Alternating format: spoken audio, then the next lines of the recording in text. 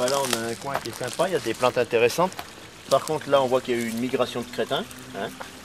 Alors, on ne fera pas de publicité, mais regardez ce qui est marqué sur la boîte. Ben, fumer provoque un vieillissement de la peau et balancer ces saloperies dans la nature provoque un pourrissement de la planète. Bon, ben, on l'enlèvera tout à l'heure, on mettra ça dans la voiture une fois de plus. Voilà, alors là on a une plante intéressante qui s'appelle l'ayère. Alors l'ayère peut être très verte ou un peu rougeâtre comme celle-ci. Et l'ayère, comme son nom l'indique, ça sent l'ail. Bon. Et l'ayère, c'est très bon. En plus c'était très tendre. C'est un petit goût d'ail, pas très prononcé. Ça va dans les soupes. C'est un super bon goût. C'est bon aussi en Très omelette. relevé. C'est une très bonne plante. Ah mais c'est celle-là. Ça c'est vraiment à comme un exploiter légume. dans une salade. Ouais.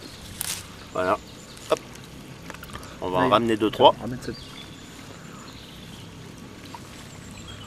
Là, par contre, on a une plante qui a priori n'est pas comestible. On va en profiter pour la voir. Elle ressemble au tusilage, mais ça n'en est pas. C'est du pétacite. Alors, ça ressemble. Alors, je ne sais pas si c'est comestible. Donc, il y a un truc, un message que je voudrais vous faire passer. C'est quand on n'est pas sûr, on ne goûte pas. Voilà. Moi, j'ai jamais fait de test sur moi-même. Quand je mange une plante, c'est que je sais que d'autres en ont mangé avant moi. Et parfois, dans le temps, ça servait vraiment de légumes. Il y a même des pays où certaines plantes servent encore de légumes. Mais on ne s'amuse pas à dire, tiens, celle-là, elle est sympa, je vais la goûter. Attention. Des plantes vraiment toxiques, il n'y en a pas tant que ça. Mais il ne faut pas tenter le diable. Alors là, on a des violettes. Alors la violette, vous savez qu'on en fait des bonbons, on fait du parfum, on fait du sirop de violette. Mais la violette, on peut aussi la consommer directement, comme ça. C'est excellent. Alors, évitez le bord de route, surtout s'il y a beaucoup de passages.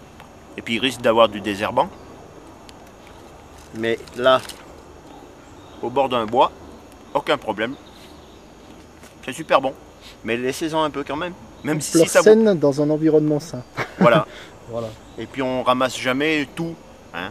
On ne dit pas, tiens, maintenant je trouve que c'est bon les violettes, alors je vais en ramasser un plein sac. Ça sert à rien. On en mange un petit peu, on se régale avec. Et le truc, c'est d'en laisser non seulement pour les copains, mais pour la nature. Et pour qu'elle se sème, eh ben, il faut qu'il en reste. On n'est pas des... Comment on pourrait dire? On n'est pas là pour se servir comme au supermarché. Au supermarché, on en prend tant qu'on veut, si on peut payer. Ici, on ne paye pas, mais on en prend pas autant qu'on voudrait en prendre. On prend ce qu'il faut. Voilà. On n'est pas... comment on pourrait dire? Il vaut mieux l'apprécier par sa qualité que par Voilà. sa quantité. Voilà. On n'est pas des rapaces, on n'est pas des... Quand je dis rapaces, c'est pas sympa pour les rapaces, les oiseaux. Ensuite, ici, alors on a une plante qui est en train de sortir, qui sera en fleurs à peu près au mois de mai, juin, qui s'appelle l'aspérule odorante. Alors l'aspérule odorante, ça ressemble au gaillet qu'on a pu voir précédemment. C'est une plante de sous-bois ou de bordure de bois, mais elle est comestible à toute petite dose. On peut en manger un petit morceau, c'est très bon. Mais sinon, on la fait sécher pour faire des tisanes. Alors ça a la particularité de faire de beaux rêves. Et pourquoi ça fait faire de beaux rêves? Parce que c'est une plante qui est un petit peu, comment on pourrait dire, hallucinogène, très légèrement. C'est pas de la drogue, hein, on ne peut pas s'envoyer en l'air avec de la spérule, parce qu'il faudrait vraiment en manger une quantité phénoménale.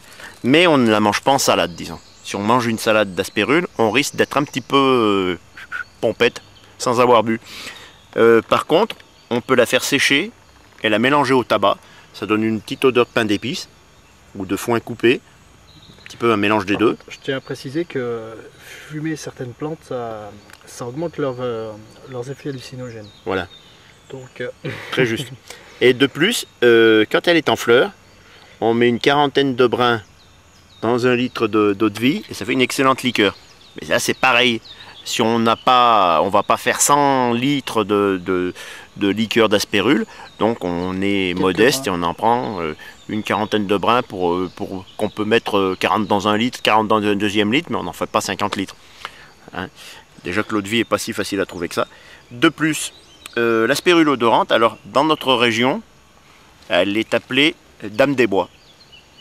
Et il y a des recettes, on faisait aussi une espèce de vin pétillant avec, en la faisant macérer dans du vin blanc.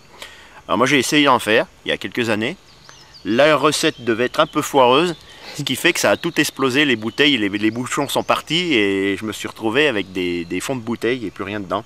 Donc ça sera à recommencer. Et je pense que la personne n'avait pas voulu donner sa vraie recette, voilà. Donc aspérule odorante, Asperula odorata pour faire les savons. Un goût très particulier aussi. Je vais goûter ça.